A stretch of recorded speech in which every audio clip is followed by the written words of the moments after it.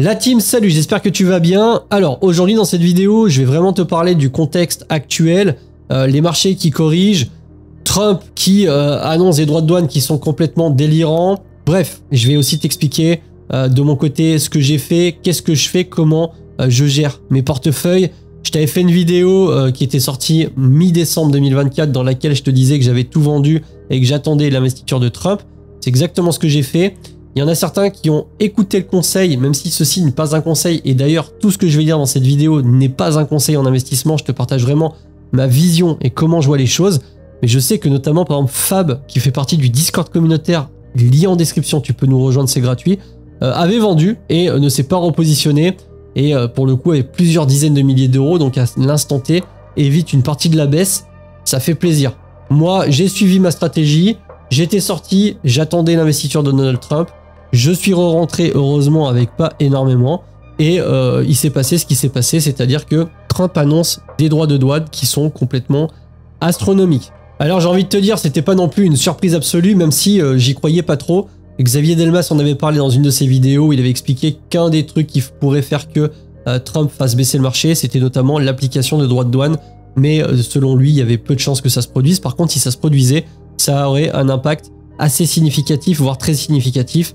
Et c'est un petit peu ce qu'on constate, même si je pense que les marchés, de manière générale, auraient dû beaucoup plus corriger. Quoi qu'il en soit, encore une fois, ceci n'est pas un conseil, mais je pense que c'est un bon point d'entrée pour ceux qui auraient peut-être du cash ou qui voudraient se lancer en bourse. C'est toujours beaucoup plus dur et en même temps, c'est beaucoup mieux de le faire sur des crises, des micro-cracks comme on le vit actuellement. Pour ça, il te faut un courtier. Dans cette vidéo, je vais te parler de mon PEA et je suis sur Fortuneo. Je suis pas en train de te dire que c'est le meilleur courtier du monde. Mais en tout cas, il y a 80 € pour l'ouverture d'un compte bourse. Si tu respectes les conditions, il faut verser 1000 balles. Moi, de mon côté, je suis commissionné pour être transparent. Ça soutient la chaîne et ça me permet tout simplement de te faire de plus en plus de vidéos sur YouTube.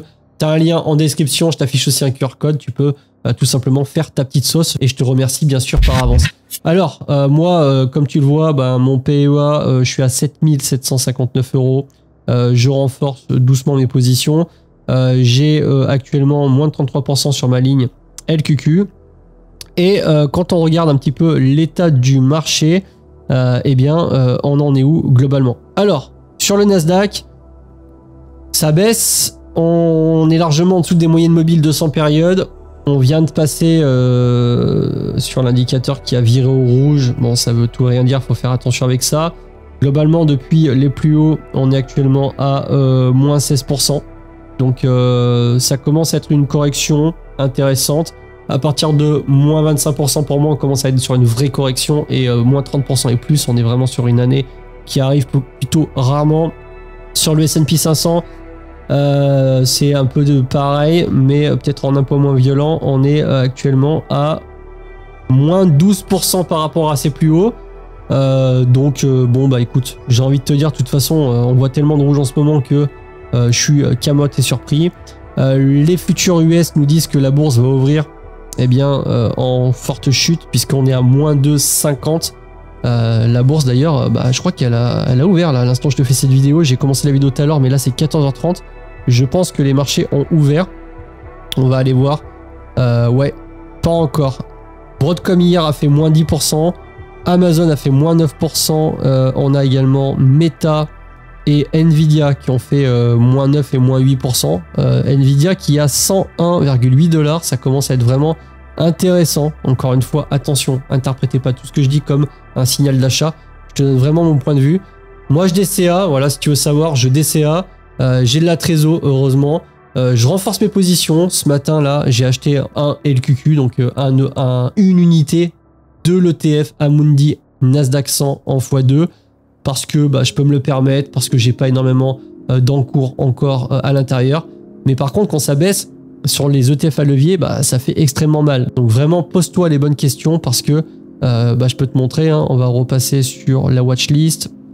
Tu vois, le LQQ depuis les plus hauts, eh bien, on a fait moins 40%. Donc ça commence à être... voilà, ça commence à piquer. Si tu te sens vraiment pas bien, c'est que tu es certainement trop exposé. Ça, c'est vraiment important.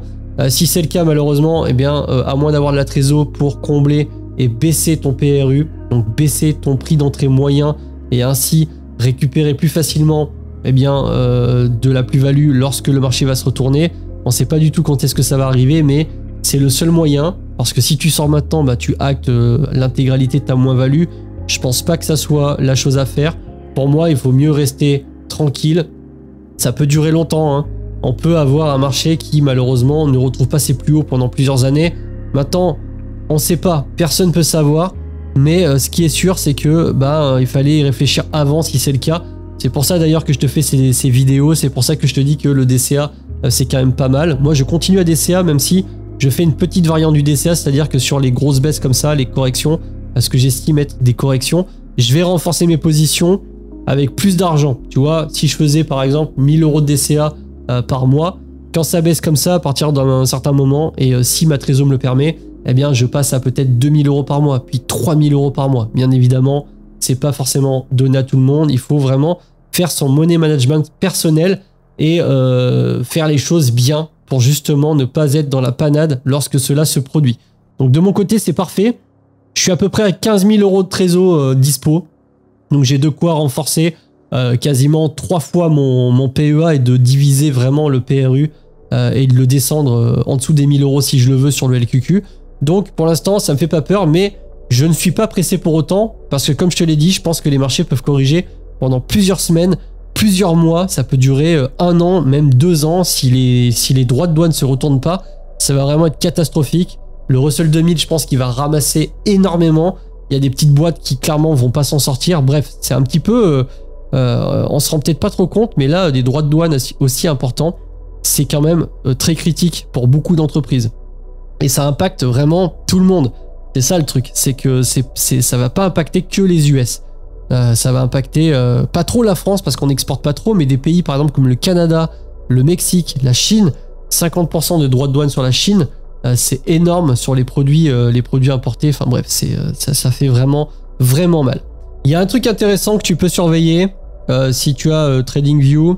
C'est un indicateur, alors qui encore une fois, comme tous les indicateurs, n'est pas magique, mais ça se produit assez rarement. C'est que quelques fois par décennie.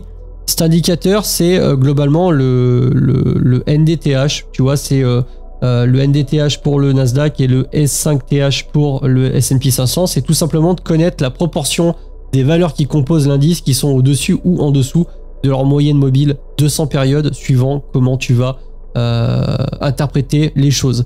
Actuellement, là, sur le NDTH, on est à 39,8, donc on est quasiment à 40, on va dire ça comme ça. Ça veut dire que tu as 60% des entreprises qui composent le Nasdaq 100 qui sont en dessous de leur moyenne mobile 200 périodes. Plus cette valeur va tendre vers 0, et plus techniquement, toujours à prendre avec des pincettes, c'est un point d'entrée intéressant. Maintenant, le truc, c'est que on ne sait pas jusqu'où ça peut baisser à l'instant T. Si on regarde un petit peu l'histoire, tu le vois, on va avoir un gros pic ici, avec carrément plus de 96% des entreprises qui étaient en dessous de leur moyenne mobile 200 périodes pour le Nasdaq. Ça s'est produit le 16 juin 2022.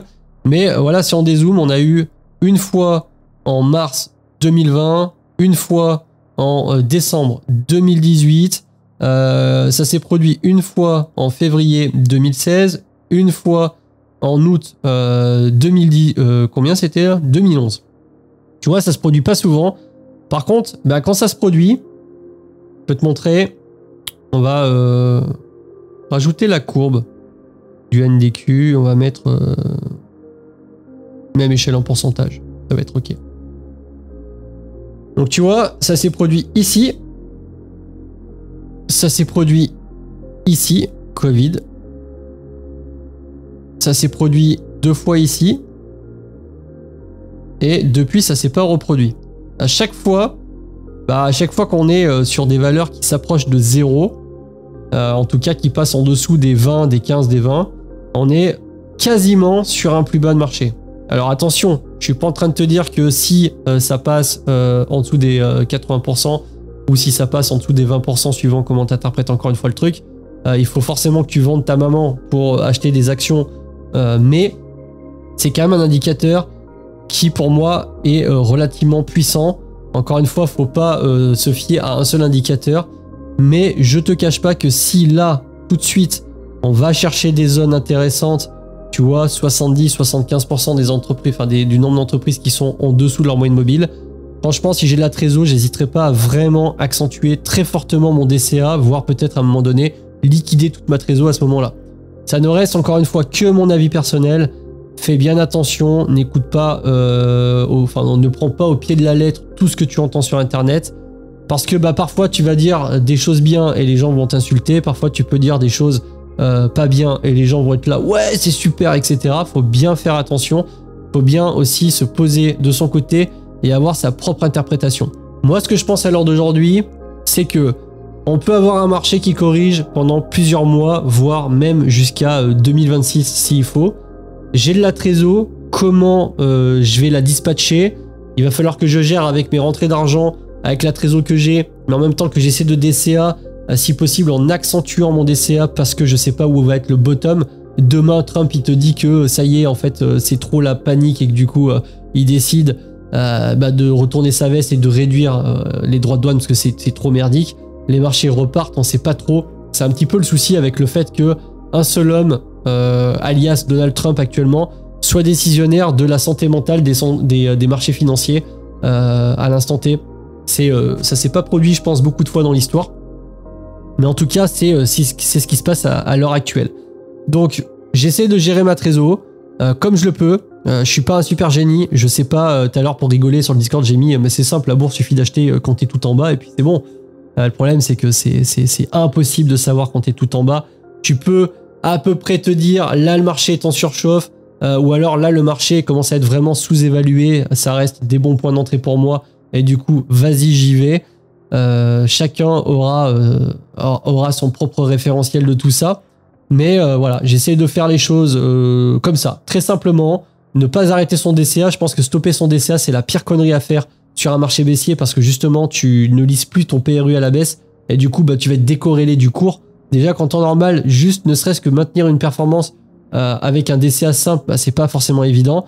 Maintenant, si tu as les corones et que tu es un petit peu solide et que tu as de la trésor, tu peux renforcer des positions, mais fais-le sur des indices qui sont généralistes. Fais-le pas forcément sur des petites actions parce que vraiment une action peut aller à zéro. Ça, c'est quelque chose qu'il faut bien garder en tête.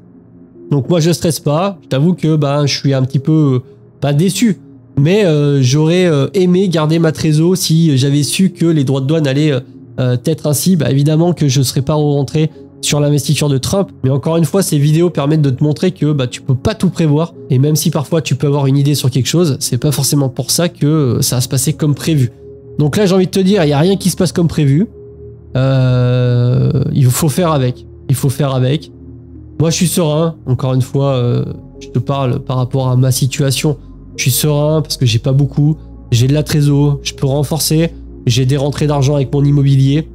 Mais c'est sûr que si toi, tu es 100% positionné et en plus de ça sur du levier et que tu n'as pas forcément beaucoup de trésor, à part rester dans le marché et croiser les doigts pour que ça remonte assez rapidement, j'ai envie de te dire, t'as pas grand chose à faire et malheureusement c'est que tu t'es pas assez posé les bonnes questions, tu t'es pas assez projeté parce que c'est vraiment facile d'investir quand un marché monte, c'est beaucoup plus dur d'investir quand un marché baisse et pourtant c'est exactement ce qu'il faut faire pour gagner de l'argent.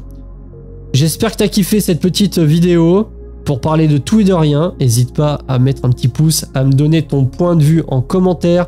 Encore une fois, si tu as envie de te mettre en bourse, si tu as envie d'ouvrir un compte, tu peux soutenir la chaîne et utiliser un des liens affiliés, code de parrainage. Bref, je t'affiche ça un peu partout autour. Merci par avance et puis je te dis à une prochaine vidéo. C'était Jérém, salut.